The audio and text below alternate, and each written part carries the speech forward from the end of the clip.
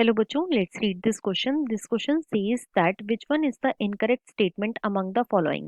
तो बेसिकली इस क्वेश्चन में हमें चार स्टेटमेंट गिवन है और हमें बताना है कि इन चारों स्टेटमेंट में से ऐसी कौन सी स्टेटमेंट है जो कि इनकरेक्ट है। अब अगर इस क्वेश्चन के मैं की कॉन्सेप्ट की बात करूं तो इस क्वेश्चन का जो की कॉन्सेप्ट है वो है बच्चों ecosystem. Let me right it over here, it is ecosystem. अब सबसे पहले तो देखो इकोसिस्टम क्या होता है। तो जो इकोसिस्टम है ये बच्चों एक टाइप का फंक्शनल इंटरैक्शन है।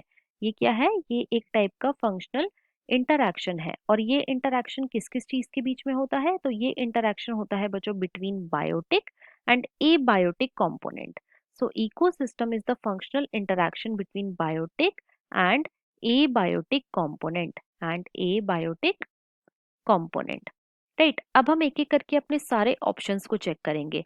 सबसे पहले ऑप्शन 1 में हमें गिवन है the breakdown of detritus into smaller particles occur in fragmentation. तो बच्चों यहाँ पे ये ऑप्शन हमारा बिल्कुल करेक्ट है। क्यों? क्योंकि जो फ्रैगमेंटेशन होता है, फ्रैगमेंटेशन क्या है? फ्रैगमेंटेशन बच्चों डीकॉम्पोजिशन का पहला स्टेप होता है और इसके अंदर क्या होता है कि जो डेट्रिटस होता है, डेट्रिटस क्या होता है? ये होता है बच्चों dead remains of plant and animal. ये बच्चों स्मॉलर पार्टिकल्स में ब्रेक डाउन हो जाता है, स्मॉलर पार्टिकल्स में ब्रेक डाउन हो जाता है। तो यहाँ पे जो हमारा स्टेटमेंट 1 है ये बिल्कुल करेक्ट दे रखा है। स्टेटमेंट 2 में हमें क्या गिवन है? स्टेटमेंट 2 में हमें गिवन है there is no restriction in the number of trophic level in the grazing food chain. तो बच्चों यहाँ पे ये स्टेटमेंट हमारी इनकरेक्ट है और क्वेश्चन में हमसे यही पूछा गया था। क्यों? क्योंकि जो ग्रेजिंग फूड चेन होती है जिसकी शॉर्ट फॉर्म होती है बच्चों GFC।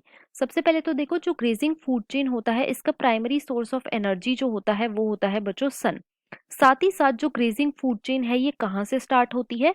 तो ये स्टार्ट होती है बच्चों ग्रीन प्लांट्स से, जो कि कैसे होते हैं? जो कि होते हैं फोटोसिंथेटिक इन नेचर।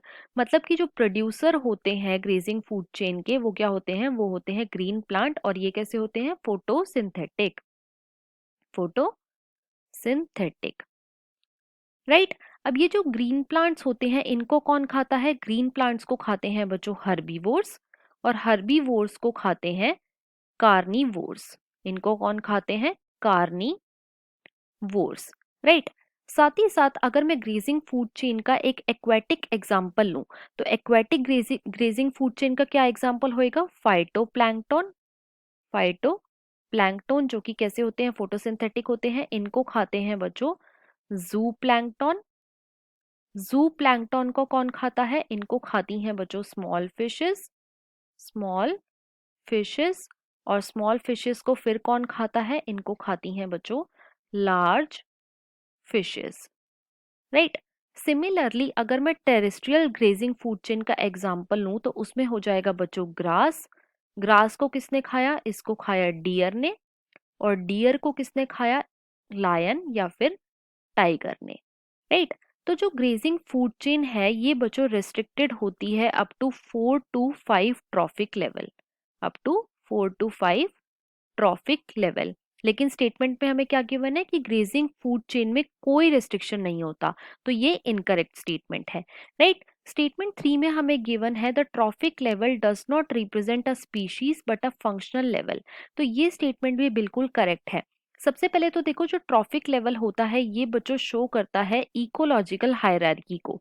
जैसे कि मेनली जो है वो 4 ट्रॉफिक लेवल हमें देखने को मिलते हैं जिसके अंदर आता है प्रोड्यूसर। प्रोड्यूसर के बाद आते हैं बच्चों हर्बीवोर।